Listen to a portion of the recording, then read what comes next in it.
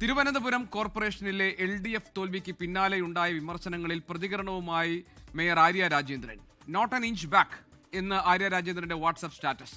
മുൻ കൗൺസിലർ ഗായത്രി ബാബു ആര്യ രാജേന്ദ്രനെ വിമർശിച്ച് ഫേസ്ബുക്ക് പോസ്റ്റ് ഇട്ടിരുന്നു. വിമർശനം മന്ത്രി വി ശിവൻകുട്ടി തള്ളി.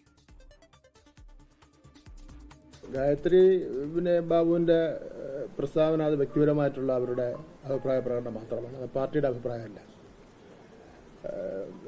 മേയർ ആര്യ രാജേന്ദ്രൻ പാർട്ടിക്ക് വിധേയമായി കൊണ്ട് തന്നെയാണ് പ്രവർത്തനങ്ങൾ ആഘാതം നടത്തിയിട്ടുള്ളത്. BJPക്കെതിരായിട്ട് കോർപ്പറേഷൻ കൗൺസിലിൽ ഉറച്ച നിലപാട് തന്നെയാണ് ആര്യ രാജേന്ദ്രൻ സ്വീകരിച്ചിട്ടുള്ളത്. 5 വർഷവും ആദ്യമായിട്ടാണ് മേയറാവുന്നത്, പ്രായത്തിൽ കുറവാണ് എങ്കിൽ പോലും ആ രാഷ്ട്രീയ പക്വത നിലനിർത്തിക്കൊണ്ട് 5 വർഷക്കാലവും BJPയെ ഇഞ്ചിന് അവർ ഒരു കാര്യം വിട്ടുകൊടുക്കാതെ പ്രതിരോധിച്ചിരുന്നുള്ള കാര്യം സത്യമാണ്.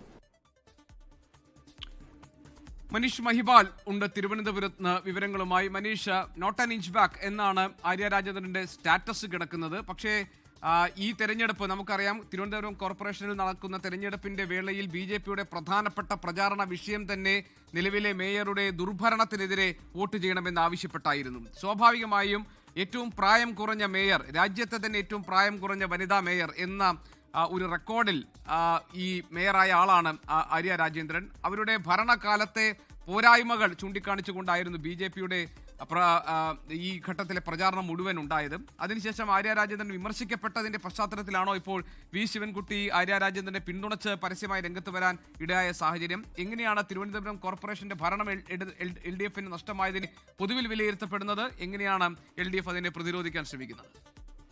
GK, നിലവിൽ ആര്യ രാജേന്ദ്രനെതിരെ പാർട്ടിക്കകത്തു നിന്ന് ഒളിഞ്ഞും തെളിഞ്ഞും പല രീതിയിലുള്ള വിമർശനങ്ങൾ വരുന്നുണ്ട്. 40 വർഷത്തിലധികമായി CPIM അല്ലെങ്കിൽ ഇടതുപക്ഷം തങ്ങളുടെ കോട്ടയാണെന്ന് വിശ്വസിച്ച ഇടത് കോട്ടയാണ് പെട്ടെന്നൊരു സുപ്രഭാതത്തിൽ അത് 50 സീറ്റുകളോടെ NDA കൈപ്പിടിയിൽ ഒതുക്കുന്നത്. ഇതിന്റെ ഈ തെരഞ്ഞെടുപ്പ് ഫലം പുറത്തു വന്നതിന് പിന്നാലെ പാർട്ടിയെ തന്നെ പ്രതിരോധത്തിലാക്കുന്ന തരത്തിലായിരുന്നു ഈ ഭരണസമിതിയിലെ തന്നെ ആരോഗ്യകാര്യ സ്ഥിരം സമിതി അധ്യക്ഷ ചെയർപേഴ്സൺ കൂടിയായിട്ടുള്ള CPIM നേതാവിന്റെ മുതിർന്ന CPIM നേതാവിന്റെ മകൾ കൂടിയായ ഗായത്രി ബാബു ഫേസ്ബുക്ക് പോസ്റ്റ് ഇട്ടത് വലിയ വിവാദത്തിലായത്. പാർട്ടി പരസ്യമായി നിലവിൽ ആര്യ രാജേന്ദ്രനെ തള്ളി പറയുന്നില്ലെങ്കിൽ കൂടി ഇത്തരത്തിലുള്ള വിമർശനങ്ങൾ അത് വലിയ രീതിയിൽ ചർച്ചയാകുന്നുണ്ട്. പ്രധാനമായും ഗായത്രി ബാബു മുന്നോട്ട് വെച്ച ആരോപണങ്ങൾ ചെറിയ കാര്യങ്ങളല്ല. കാരണം പാർട്ടിയേക്കാൾ വലുതാണെന്ന ആര്യ രാജേന്ദ്രന്റെ ഭാവവും അധികാരപരമായി തന്നെക്കാൾ താഴ്ന്നവരോടുള്ള പുച്ഛവും അധികാരപരമായി മുകളിലുള്ളവരെ കാണുമ്പോൾ മാത്രമുള്ള അതിവിനയവും ഉൾപ്പെടെ കരിയർ ബിൽഡിങ്ങിനുള്ള കോക്കസ് ആക്കി സ്വന്തം ഓഫീസ് എടുക്കാൻ കാണിച്ച ഈ ഒരു വ്യഗ്രതയാണ് ഇത്തരത്തിലുള്ള തോൽവിക്ക് കാരണം. ഈ പാർട്ടി സഖാക്കളെ, അതായത് ഗായത്രി ബാബുവിന്റെ ഈ പരസ്യമായ വിമർശനത്തിലൂടെ പുറത്തു വരുന്നത് പാർട്ടിയിലെ ഒരു വിഭാഗത്തിന്റെ അഭിപ്രായമാണോ?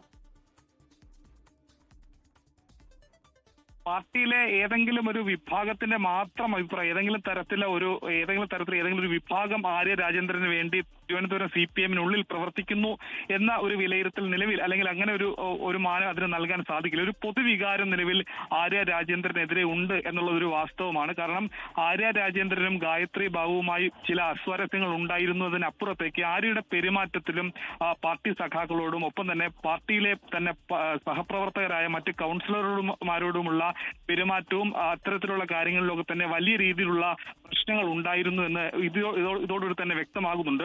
ആര്യ രാജേന്ദ്രനോട് മാധ്യമങ്ങൾ ഇത് സംബന്ധിച്ച് പ്രതികരണങ്ങൾ ആരാഞ്ഞിരുന്നു. പക്ഷേ മാധ്യമങ്ങളോട് പ്രതികരിക്കാൻ ഇതുവരെ ഏതായാലും ആര്യ രാജേന്ദ്രന്റെ മാധ്യമങ്ങളോടുള്ള പ്രതികരണം വന്നിട്ടില്ല. മനീഷ് മഹിപാലാണ് തിരുവനന്തപുരത്ത് വിവരങ്ങൾ നൽകിയത്.